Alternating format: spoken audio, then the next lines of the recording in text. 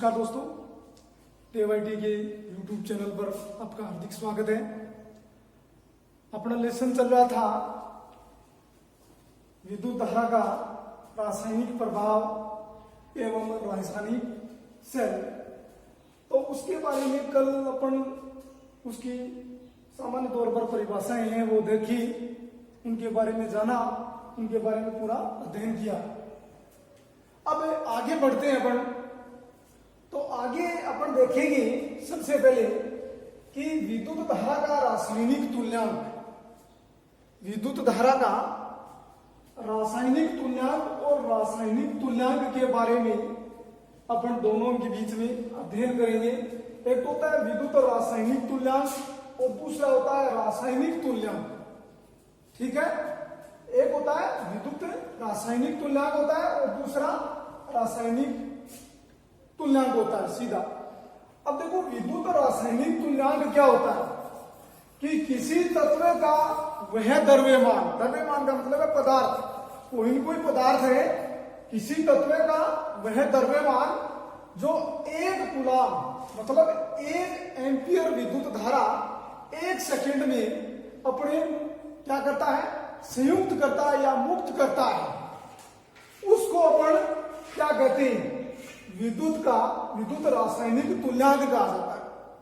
आई बात समझ में कि किसी भी तत्व है, चाहे वो तत्व हाइड्रोजन हो, चाहे वो तांबा हो, चाहे वो निकिल हो, चाहे वो कौन सा भी, चाहे चांदी हो, चाहे सोना हो, कोई भी पदार्थ हो, ठीक है, तो उस तत्व का जो द्रव्यमान होगा, उस द्रव्यमान में 1 कूलाम अगर आवेश द्वारा विलयन से संयुक्त होता है, उस पदार्थ से अपने को संयुक्त होता है या मुक्त होता है, उस तत्व को क्या कहते हैं, विद्युत का रासायनिक तुल्यांक कहा जाता है।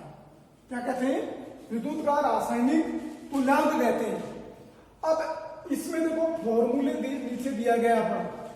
फॉर्मूले में क्या बताया, एम का मतलब है इसमें द्रव्यमान, पदार्थ द्रव्यमान, और जेड है विद्युत रासायनिक तुल्यांक, जो तुल्यांक है। आई बात समझ में, आई इसमें विद्युत धारा और टी है समय इसमें। तो देखो जेड इंटू आई इंटू टी, ये इसका फॉर्मूला होता है। इसके ऊपर पड़ेगी, सवाल करेंगे तब अपने समझ में आएगा। ठीक है, तब समझ में आएगा कि एम द्रव्यमान है, एम अपने को ज्ञात करना हो तो किस प्रकार ज्ञात करते हैं। अगर एम दिया हुआ हो, द्रव्यमान दिया हुआ हो, तो उसका रासायनिक तुल्यांक, विद्युत रासायनिक तुल्यांक किस प्रकार ज्ञात कर सकते हैं, यह पड़ेगी फॉर्मूले के द्वारा, सवाल के द्वारा अपन हल करेंगे। अब देखो रासायनिक तुल्यांक क्या होता है। रासायनिक तुल्यांक होता है कि किसी तत्व के मतलब द्रव्यमान के अनुसार, कोई भी तत्व का द्रव्यमान होता है, उसके अनुसार उसका वह भाग, चाहे वो हाइड्रोजन हो, चाहे वो ऑक्सीजन हो, चाहे वो निकिल हो, कोई भी पदार्थ हो, उसका एक भाग मतलब द्रव्यमान से संयुक्त होता है, द्रव्यमान से संयुक्त होता है, उसको अपन क्या कहते हैं, उसका रासायनिक तुल्यांक कहा जाता है। उसका रासायनिक तुल्यांक कहा जाता है कि किसी भी तत्व के मतलब जो द्रव्यमान होता है, उसके अनुसार इस रासायनिक तुल्यांक की अपन गणना कर सकते हैं। ठीक है, रासायनिक तुल्यांक की गणना करेंगे तो वो मतलब वह द्रव्यमान, चाहे वो कोई भी तत्व का हो, चाहे वो हाइड्रोजन का हो, चाहे वो तांबे का हो, चाहे वो निकिल का हो, किसी भी तत्व का हो, उसका एक भाग होता है, जो कुछ भाग होता है वो द्रव्यमान से संयुक्त होता है, उसको अपन उसका रासायनिक तुल्यांक कहते हैं। ठीक है, अब देखो रासायनिक तुल्यांक अपन ज्ञात करना चाहते हैं तो उसका भी एक फॉर्मूला होता है, परमाणु भार बटे संयोजकता, कि परमाणु भार कितना है और संयोजकता कितनी है। ठीक है, तो अब अपन थोड़ा सा देखते हैं कि परमाणु भार, रासायनिक तुल्यांक अपने को ज्ञात करना हो तो परमाणु भार, जैसे मान लो कि अपन हाइड्रोजन ले लिया या फिर मान लो चांदी ले लिया, चांदी का 107.88 है, मतलब लगभग 108 है, 108, तो इसका परमाणु भार कितना है? 108 है। ठीक है, 107.88 है, तो लगभग कितना आ गया? 108 इसकी परमाणु भार आ गया। और संयोजकता इसकी कितनी होती है? कितनी होती है भाई? संयोजकता इसकी 2 होती है। कितनी होती है? 2 इसकी संयोजकता होती है। तो ये अपने को थोड़ा ध्यान में रखना है। इसी प्रकार अपन आगे बढ़ते हैं, आगे कर सकते हैं कि चांदी लिया, चांदी की संयोजकता कितनी हुई? इसमें चांदी की संयोजकता 1 होती है। सॉरी, चांदी की संयोजकता 1 होती है। तो अपन इससे संयोजकता का इसमें भाग लगाएंगे, तो जो मान आएगा वो उसका क्या आएगा भी? रासायनिक तुल्यांक के बारे में अपने को आएगा। ठीक है, अब देखो, जैसे अपन ले लिया तांबा, तांबे की कितनी होती है? 63.57, मतलब 63.57 है। तो 0.57, इसमें अपन इसकी संयोजकता कितनी होती है? 2 होती है। तो 2 का इसमें भाग लगाएंगे तो कितना आएगा? अपने को जो मान आए वो उसकी क्या आएगा? रासायनिक तुल्यांक आएगा। क्या आएगा? रासायनिक तुल्यांक आएगा। ठीक है,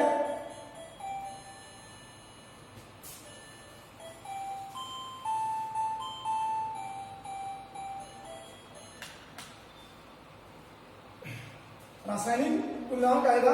अब देखो, इसी प्रकार अपन निखिल ले लेते हैं। निखिल 58.68 है, तो 58.68 का अपन निकाल सकते हैं।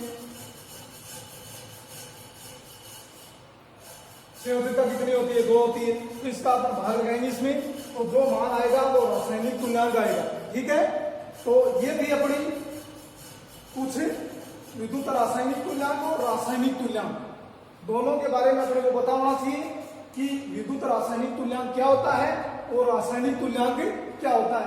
विद्युत रासायनिक तुल्यांक होता है किसी तत्व का जो द्रव्यमान होता है उसमें जो 1 कूलाम आवेश द्वारा विलयन से क्या किया जाता है? संयुक्त होता है। 1 कूलाम आवेश विलयन से संयुक्त होता है, उसको अपन विद्युत का रासायनिक तुल्यांक कहते हैं। और इस फॉर्मूले के द्वारा अपन हल कर सकते हैं। अब आगे रासायनिक तुल्यांक है। रासायनिक तुल्यांक में क्या होता है कि कोई भी तत्व हो उसके अनुसार, उसके द्रव्यमान के अनुसार अपन क्या करते हैं? उसका कुछ भाग, चाहे वो तत्व कौन से हो, हाइड्रोजन हो, ऑक्सीजन हो, उसका एक भाग जो क्या करते हैं? द्रव्यमान से संयुक्त होगा, उसको अपन क्या कहेंगे? रासायनिक तुल्यांक कहेंगे। तो रासायनिक तुल्यांक का फॉर्मूला होता है, ये याद रखना है अपने को। ये सामने अलग अलग इसका परमाणु भार होता है, ये संयोजकता होती है। ठीक है,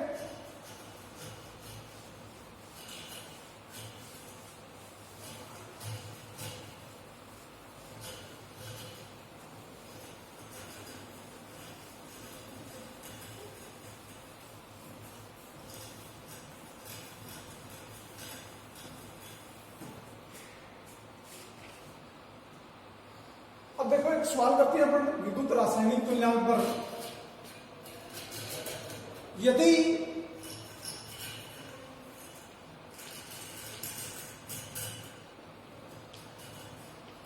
दो सौ सेकेंड समय में 0.5 एम्पियर 0.5 एम्पियर डीसी विद्युत धारा के द्वारा, डीसी विद्युत धारा के द्वारा वोल्टामीटर में कैथोड पर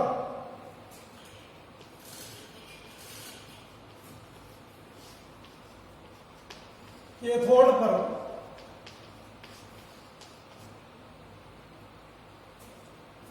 1.11 ये 1.81 मिलीग्राम चांदी एकत्रित की जाती हो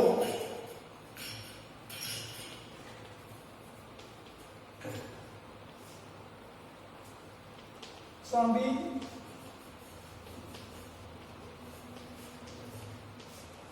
एकत्रित की जाती हो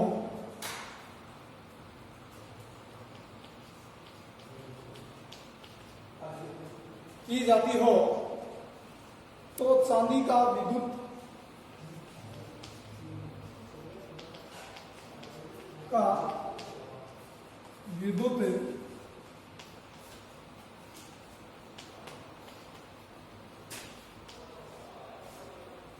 रासायनिक तुल्यांक ज्ञात कीजिए।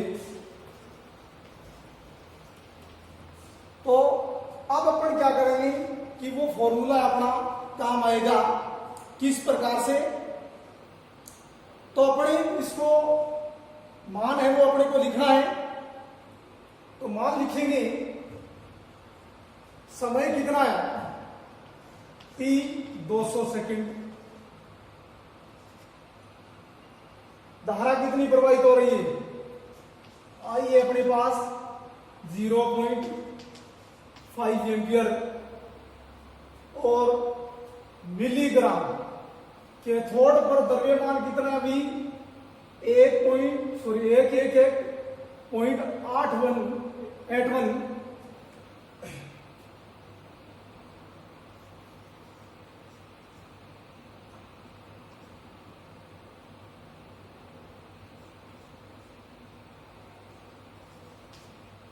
अब ये मिलीग्राम है, इसको ग्राम में अपने को बदलना है। ग्राम में बदलेंगे तो इंटू 10 की पावर -3 इंटू 10 की पावर -3 ग्राम हो जाएगा, ग्राम हो जाएगा। अब इसको क्योंकि ग्राम में भी बदलना पड़ेगा। अब ये चीज अपने को दी हुई है, अब ज्ञात क्या करना है अपने को, चांदी का विद्युत रासायनिक तुल्यांक ज्ञात करना है। तो अब Z बराबर, क्योंकि सूत्र क्या होता है अपना M बराबर Z इंटू आई इंटू टी। तो Z अपन निकालेंगे क्योंकि विद्युत रासायनिक तुल्यांक ज्ञात करना है। तो M/T होगा, M/T, द्रव्यमान ऊपर समय नीचे। तो अब अपन करेंगे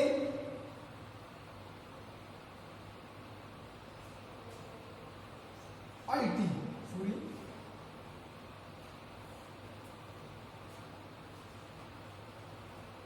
Z बराबर M/I/T। अब ये मान सेम का सेम इस फॉर्मूले के अंदर रखना है। द्रव्यमान कितना है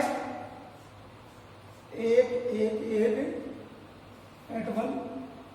इंटू 10 की पावर -3 बटे आई का मान कितना है अपने पास 0.5 एम्पियर।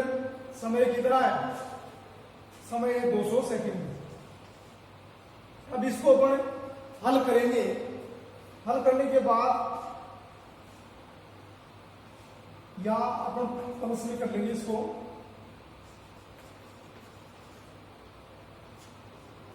अब इसको गुणा भाग करेंगे, करने के बाद में जो मान आएगा अपने पास वो क्या आएगा अभी, विद्युत रासायनिक तुल्यांक आएगा, विद्युत रासायनिक तुल्यांक। तो मान कितना आया अभी 1.181 ग्राम प्रति कूलम। ठीक है, इस प्रकार से ये अपने को दिया हुआ मिलेगा क्वेश्चन के अंदर, फिर अपने को ज्ञात करना है ग्राम मिलीग्राम।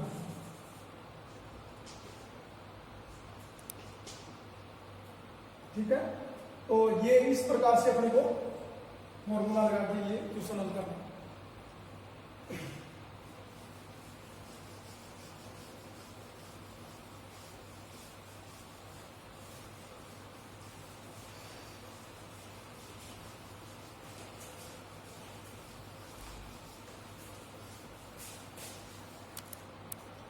देखो अपना रासायनिक तुल्यांक इसमें ज्ञात कर रहे थे, तो दोस्तों ये रासायनिक तुल्यांक में थोड़ा सा इसमें कंफ्यूजिंग आ रही है, थोड़ा इसका बाद में सॉल्यूशन करेंगे।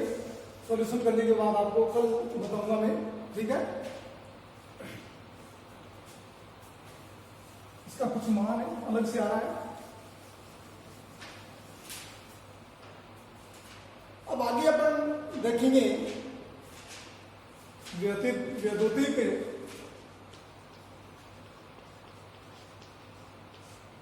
अपघटन, वैद्युतिक अपघटन के उपयोग।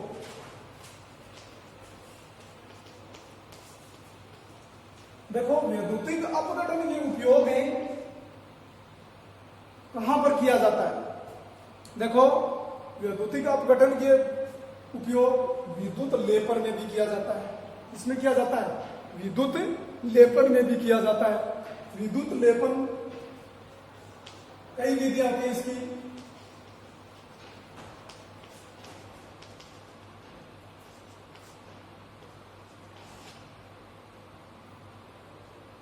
विद्युत मुद्रण है,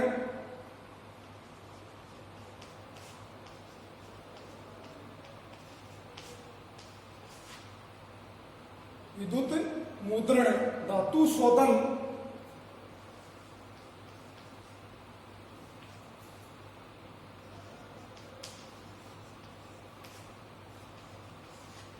कैपेसिटर निर्माण में भी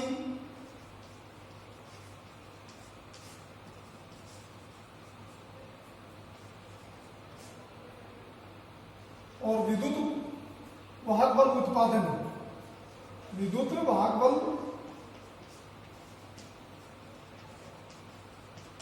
उत्पादन में भी इसका उपयोग किया जाता है। देखो विद्युत लेपन में किस प्रकार करते हैं कि कोई भी अगर मतलब लोहे या पीतल आदि की कोई बनी हुई वस्तु है,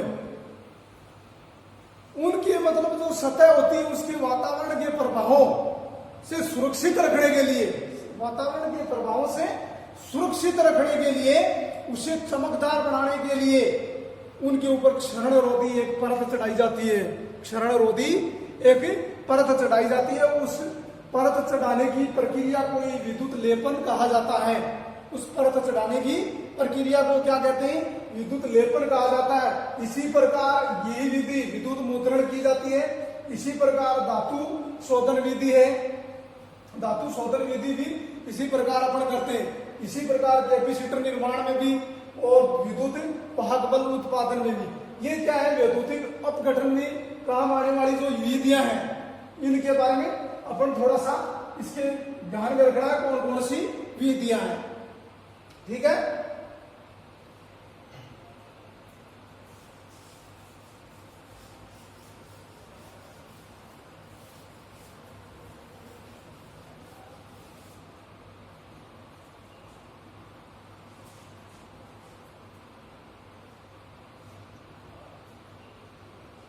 अब अपन पढ़ेंगे रासायनिक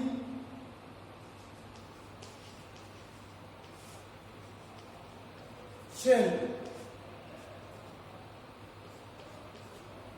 रासायनिक शेल, देखो रासायनिक शेल हैं कौन कौन से होते हैं ये अपने को पता होना चाहिए। रासायनिक शेल कहते किसे हैं, ठीक है। रासायनिक क्रिया के फलस्वरूप, रासायनिक क्रिया के फलस्वरूप विद्युत वाहक बल प्राप्त करने, विद्युत वाहक बल प्राप्त करने या उत्पन्न करने वाली युक्ति क्या कहलाती है भाई, या क्रिया क्या कहलाती है? रासायनिक शेल कहलाती है। रासायनिक शेल कहलाती है। आई बात समझ में कि विद्युत वाहक बल रासायनिक क्रिया के फलस्वरूप विद्युत वाहक बल उत्पन्न करने वाली युक्ति या क्रिया क्या कहलाती है? रासायनिक शेल कहलाती है। उसको अपने रासायनिक शेल कहते हैं। आई बात समझ में। और अब रासायनिक शेल है वो दो प्रकार के होते हैं। कितने प्रकार के होते हैं? दो प्रकार के होते हैं। एक तो होता है प्राथमिक शेल,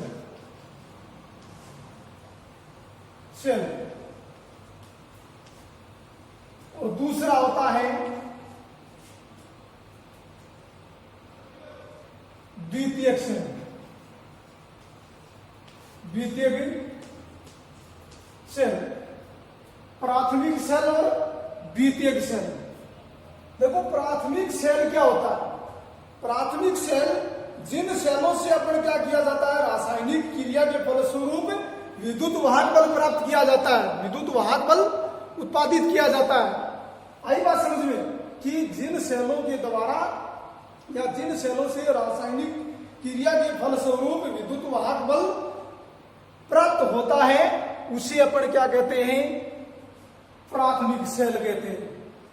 और इन सेलों का एक बार यूज में लेने के बाद दोबारा इसको न तो चार्ज किया जा सकता, ठीक है, और दोबारा न तो उपयोग में लिया जा सकता। आई बात समझ में? जो भी प्राथमिक सेल होते हैं इनकी बात कर रहा हूं, ठीक है। और द्वितीयक सेल कौन सा होता है? जिन सेलों को रासायनिक क्रिया के रूप में उसको क्या किया जाता है? रासायनिक ऊर्जा के रूप में एकत्रित किया जाता है और उसको बाद में विद्युत ऊर्जा के रूप में उपयोग में लिया जाता है। उन सेलों को एक द्वितीयक सेल के रूप में जाना जाता है, ठीक है। तो इन सेलों को अपन थोड़ा अध्ययन करेंगे आज, बस इतना। और इन दोनों सेलों के बारे में कल पूरा का पूरा दोनों सेलों में अच्छी तरह बढ़िया तरीके से अध्ययन करेंगे, ठीक है। धन्यवाद।